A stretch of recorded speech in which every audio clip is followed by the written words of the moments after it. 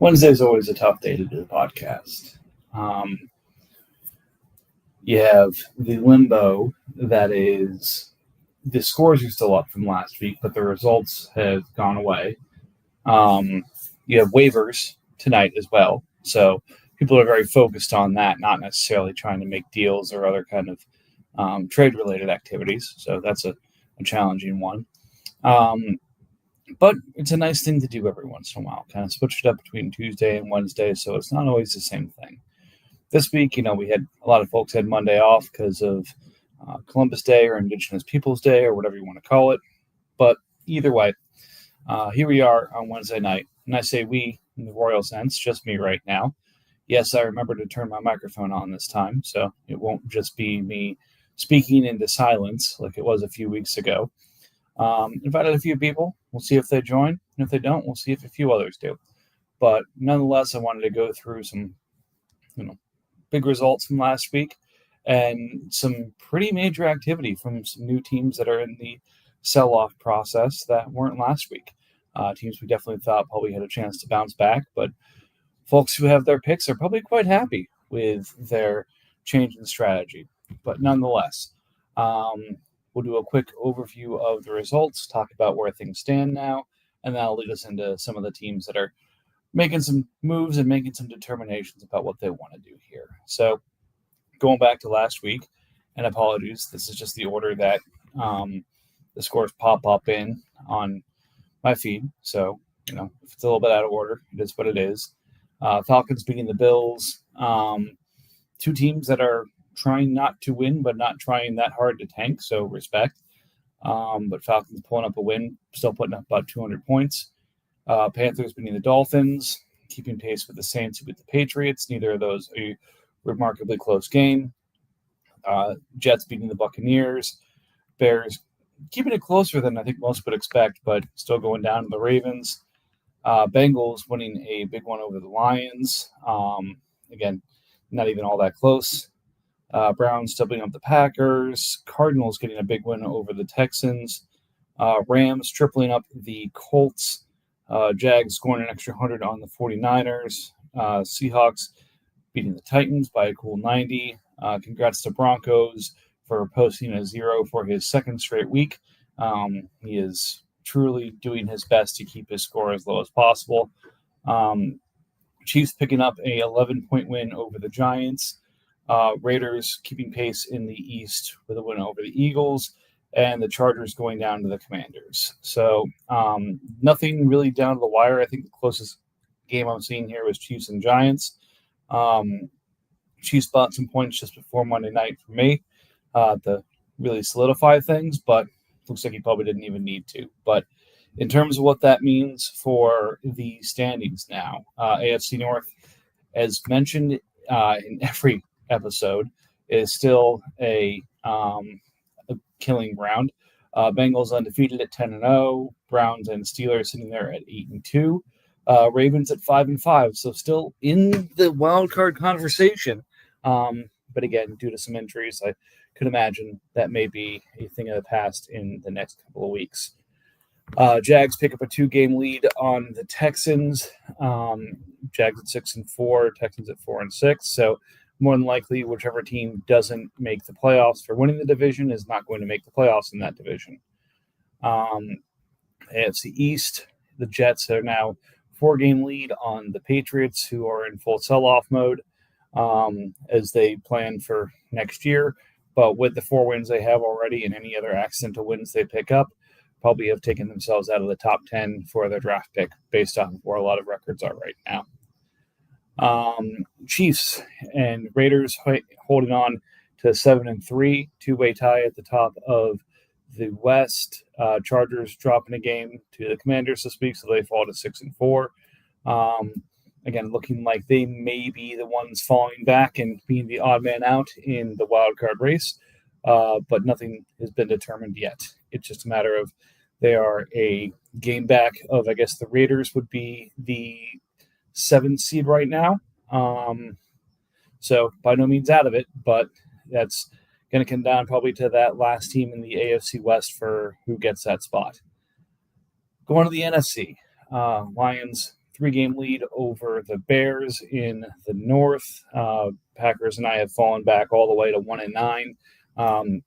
Truly an epic game this week to see who gets the double-digit losses first. I'm hoping to pick up my second win of the season, but we'll see what happens. NFC South, Saints and Panthers tied up at 7-3.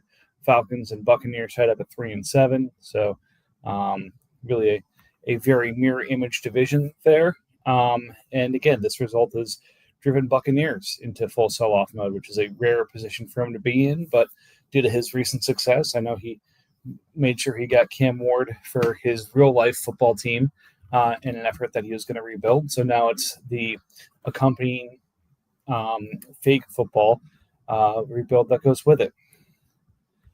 Going to the NFC East, the Commanders still undefeated, 10-0. Cowboys there at 7-3, with their 1-game lead over the Giants at 6-4. Right now, it looks like the Giants would be actually out of the playoffs right now if it ended today. So I'm not sure if that will hold considering the quality of Giants roster, but that would be quite the surprise, I think, to a lot of teams if he ended up missing the playoffs. And then the Seahawks obviously holding 10-0 in the West, with the Cardinals at 7-3 and the Rams having fallen back to 4-6. So again, looking at the playoff picture, Lions, Saints, Commanders, and Seahawks looking like division winners. Panthers again tied with Saints, but likely 2 playoff spots coming out of the South, likely 2 playoff spots coming out of the East, and 2 playoff spots coming out of the West, unless the Bears can make up a lot of ground. So that being said, it's going to be on either the Cowboys or Giants to really make some moves to make up some ground here, because I don't think their schedules get a whole lot easier, and I believe Cowboys probably has a slightly easier schedule due to their record last year and their finish last year. So that will be a fun one to watch. But as mentioned, a couple of teams have shifted gears into rebuild mode. The Chargers, I think, had quietly been not selling. But again, they have their pick back, but they've got 6 wins. So there's only so much they can really drop down in the rankings and improve their draft pick. But at the same time, they may not be picking up any more wins. So, again, they're obviously making some moves there. Patriots had been passively selling last week. I think it looks like he's getting a lot more active in terms of players changing hands on his side and picks being picked up. At 4-6, he probably, again, will be at that edge of the top 10 for his first, if even in the top 10 at all. Bears are a team that, because they're still only 3 games back of the Lions, could still decide to make a run at this. But since I think the Lions have the tiebreaker on him from winning already, would require him beating the Lions and then probably another upset of either the Packers or of the Lions to make that plausible. So I would expect him to jump into the trade conversation before long. Saints has already become more aggressive in his buying. Put a bunch of picks up the last couple of weeks saying you can't have these, and then made a bunch of trades to trade those picks for things. So solidifying his place in the NFC South race. But I think the Buccaneers starting to sell what was a pretty promising roster, having scored 1,255 points, which is more than probably about half the NFC right now. So, again, it'll be interesting to see if he's as good of a rebuilder as he was of a builder in the first place. But more to see there. And then, others, it's been the usual suspects on the trading regard. That said, it is starting to look like we have the 8 teams in the NFC, Cardinals, Seahawks, Giants, Cowboys, Commanders, Panthers, Saints, and Lions. Really, it's 4 teams going for, I guess, since the NFC South has 2 teams in it, obviously, but it'll be a fun kind of game-over-game race to see who the buyers are between the Saints, the Panthers, Cowboys, and Giants, and Cardinals as they attempt to keep pace. Cardinals has done a very good job building a very young team based off of, a lot of pieces that will grow to be stronger or to expected to be stronger, and doing so without having to necessarily give up all too much. But we'll see if he decides to trade some of this youthful exuberance for production as we get a little bit closer to the deadline. Giants, again, prefers his younger teams, but again, he's a game back and a game back kind of across the board. He only needs to catch one team because this is one of those cheetah type races where it's not a matter if he has to beat everybody. He just has to beat one of these people who are 7-3 right now. So I'm sure at some point things will equalize unless something terrible happens to a number of his players. Saints has gone by, and we'll talk about trades here in a little bit, but the Panthers have not really started buying yet, which is surprising. He's got a lot of strong pieces on the defensive side. Drake May has been lighting it up on offense for him, and his receivers are quite good. And I think Ferguson, until last week, and I think he still is the number one tight end in fantasy. Big thing is a running back. He needs to go buy one. It's a question of what he's go buy it with. So I know he's got some point scoring pieces on the board here. I don't know if he's going to try and blow this up, which again doesn't make a whole lot of sense at 7-3, but stranger things have happened in this league. So I think that kind of covers things in both conferences. Let's look at the trades that have happened. So still no one has joined, so it's just me. So this is probably going to end up being a shorter podcast tonight. So hopefully nobody's too upset about that. I'll probably jump into the podcast channel or general channel on League Chat afterwards just to see if anyone is interested in talking trades. But in terms of the trade since last week, we went live, I think it was either Tuesday or Wednesday. I want to say it was Tuesday. Yep, because the post-pod trade that happened was a result of post-pod, and that was on a Tuesday. So we'll start with that. 23 trades in the last week. You have Vikings and Eagles making the post-pod trade. I've been after Eagles for Jalen Higgins pretty much all season. Finally, Eagles is ready to stop scoring points. So Jalen Higgins and Dalton Schultz for cap filler, and Texans first, Commanders second, and my third this year. So very early third, a mid first, and a late second for Schultz and Higgins. Again, I'm picking up young, affordable pieces, and RJ is, of course, trying to shed some points. Along those same lines, Samson Ekubom and a fifth going to the Chiefs for Hunter Renfrow and a third. Look, the love of Samson Ekubom and the Chiefs is well known. Back in my Quiddy Pay early obsessions, Samson was getting offered to me quite regularly, but the price tag was just a little bit too high. So Chiefs likes to regain players he likes, and Ekubom is definitely one of those guys, and he's shown why he should be year over year. So, back home in Kansas City. Broncos buying Austin J.K. from the Browns for a fifth. Looked like J.K. was getting rotated in on defense with Indianapolis as they were trying to figure things out back there. So points, which strange for Bill to be acquiring, but again, he's thinking he can flip those, and he ends up doing it in a couple of trades here. Going on to the Eagles again, Kamara and Diggs, 2-point scores on the Eagles as he tears it down. Going to the Jets for Jimmy G, Tank Dell, Deontay Johnson, Tyler Conklin, and the Jets first and 27.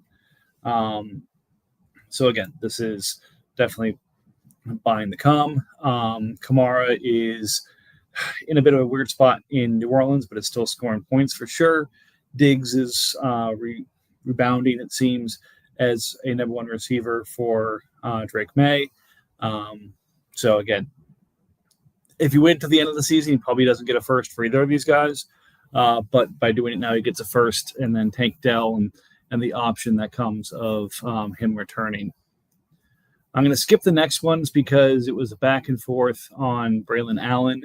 I, as a newer commissioner, processed that because I did not see Broncos 27 third in there, and Bill had not paid for 27 yet. So I had to roll that back, and then it ended up getting processed as Austin Ejike, the 49ers fourth this year, and then the Giants second next year, my third next year, and the Chargers fourth next year for Braylon Allen. So Allen just went on IR. Bill is starting the process of picking up points for next year, but that are on IR this year. So it's a good strategy. I truly enjoy it. Hopefully he will enjoy it as well. Cowboys swapping punters last week, getting the Denver punter, giving up David Godchow in the process to the Titans. So our tanker is being willing to try a number of things to find ways to drop some points. Chris Rumpf for a fourth and a fifth, again from the Cowboys, who had 3 straight trades here. This is pretty impressive. Dalton Schultz from me, just picked him up from the Eagles, going to the Cowboys for Juwan Bentley and the Panthers first this year. As mentioned, Panthers is currently in, if the season ended today, but in that playoff hunt. So we're probably talking about a late non-playoff pick if he misses, or a earlier playoff pick if he does make, being on that edge. Giants continuing to buy after selling Braylon Allen. Trades his second actually in 27 for Aaron Jones. Bill dumps Elijah Dodson to the Packers, so he has a legal roster. Good for him. And then Bill turns around, gives the Commanders second and 27 and the Commanders fourth and 27 to the Patriots for Tyler Show. Made the rounds a couple of times. Rattler is the starter in New Orleans, and I'm not sure if they're going to make a change anytime soon. But as we get a little bit later in the season, wouldn't be surprising if they check and make sure they know what they've got at quarterback before they go into the offseason. So it'd be interesting to see if Bill hangs on to him or dumps him just to make sure he doesn't get any of those points. As I mentioned earlier, the Chiefs and Giants were a pretty close game going into Monday night. So Goose wanted to pick up a few extra points. Gave me the Texans 26 third for Josh Palmer. I thought, Palmer hasn't scored much for me. And then I believe he immediately picked up a 40-yard catch in the first quarter of the game. So I thought this was going very well for Goose. Ended up being just an okay game, 2 for 60 for 8 points. And I think the Chiefs ended up winning by 11. So not the decider that was expected, but still helped him secure his win. Broncos giving the Minnesota kicker and punter away, along with 2 fifths in each case to get punter and kicker on bye for next week. I'll tell you what, check your email early Monday morning or Tuesday morning if you've got a kicker or punter going on bye the following week, because Bill is in there. And there was another deal that had been accepted that could not be processed because it was a minute late versus one of these. I forget which one it was, but truly it was a minute that separated the deal that got accepted first and therefore processed. And the other guy missed out on 2 fifths. Really not a great way to start their Tuesday. Packers, Ashton Dulin for Ugo Amani and a fourth. Sad days there, I do believe. Eagles and Packers have been truly loving Ashton Dulin for some time, so tough to see him move. A kicker swap with no fifths included, which I know made Bill quite upset. But here comes the, I'll call it the NFC South featured part of our program. All of the next 5 trades feature the NFC South in one way, shape, or form, and 3 of them include the Tampa Bay Buccaneers, who were in full sell-off mode. So we see the Bucs give up on J.K. Dobbins, Malik Collins, T.J. Watt, and Drake Thomas. to the Steelers for Sincere McCormick, De'Ami Brown, Cameron Hayward, Boye Mafe, Omar Spites, then some picks. The Bucs get their second-round pick back, the Steelers' fourth-round pick this year, and then the Steelers' first-round pick, second-round pick, and third-round pick in 27. TJ Watt's probably the centerpiece item they're getting back here. Definitely worth quite a bit of that draft capital. J.K. Dobbins, again, continues to lead the way in Denver. Last week was a bit of a tough week, but outside of that, he's been one of the better scoring running backs consistently in fantasy. So good pickups for Steelers as he tries to keep pace in the North.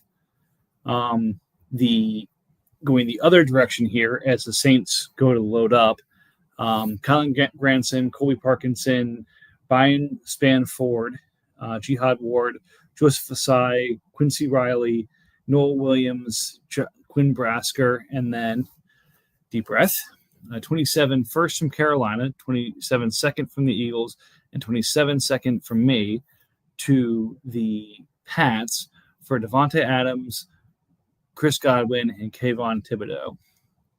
So, I mean, this is what I appreciate about the Patriots and making deals with him.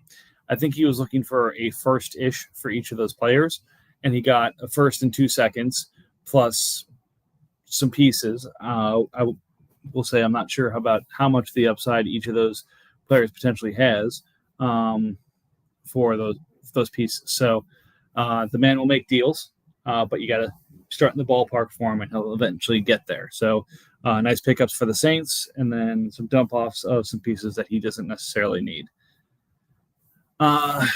Right, sticking with the Buccaneers, back to the Buccaneers and their sell-off. Derek Young, Tre'Davious White, and Jeremy Reeves.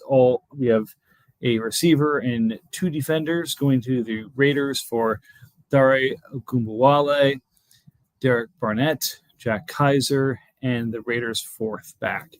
So, again, I know some of these players, and it's not a huge point exchange, so I guess the fourth is probably about right.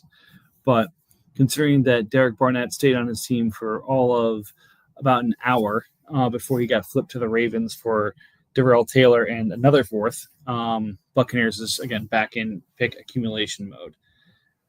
And then last but not least, Falcon. It's nice to see a real-life player end up on his fake team here. In this case, it's the Falcons using the Eagles second this year and the Giants third next year for James Pierce, end of a first-round guy who hasn't really put up the points yet, but I think a lot of us have faith in the potential. That being said, he's going to the Falcons, who are building for the future, and the Patriots pick up a couple of extra picks in the draft next year. So that's 23 trades. I'd only skipped over 2 of them because just frankly, they were back and forth and had to be unwound. So again, my bad as a newer commission for not catching that, but these things happen. So anyways, appreciate anyone who stuck with it for just me this week. Probably going to call it here in a minute, 25 minutes. So short podcast, but like I said, I want to try and stay in the habit of keeping these out most every week. Not sure if I'll be able to get to one next week though, just because of the work schedule. But we've got the last couple of weeks here before we get to the trade deadline, week 10 being the deadline. So we've got a little bit of stuff to do, but we're really starting to see some teams make some decisions. I think we've finished down to probably the top 8 in each of the relative conferences. The other 7 teams have all, or I guess 8 teams have all but dropped out of the race. So now it's those 8 teams trying to polish their teams for the future, and the bottom 8 teams in each conference getting ready for next year. And even there's, I'd say, a question mark team with the Panthers in the NFC and the Chargers in the AFC that may be on their way out also. So not quite close enough to say that the top 7 is locked at this point in the season, but we're getting kind of close. Anyways, activity is always great. I think knowing where these teams stand is going to be good for helping to push out activity. But It's just a matter of kind of finding the right deal. So get out there, send offers, because you never know what's going to be accepted. Like I said, I'm going to probably jump into the general or the podcast stream here in the not too distant future, and we'll see what kind of post pod trouble we can get into. Appreciate anyone who jumped in to join or listen in for the truncated podcast this week, and hope everyone has a good week in fantasy. Peace out.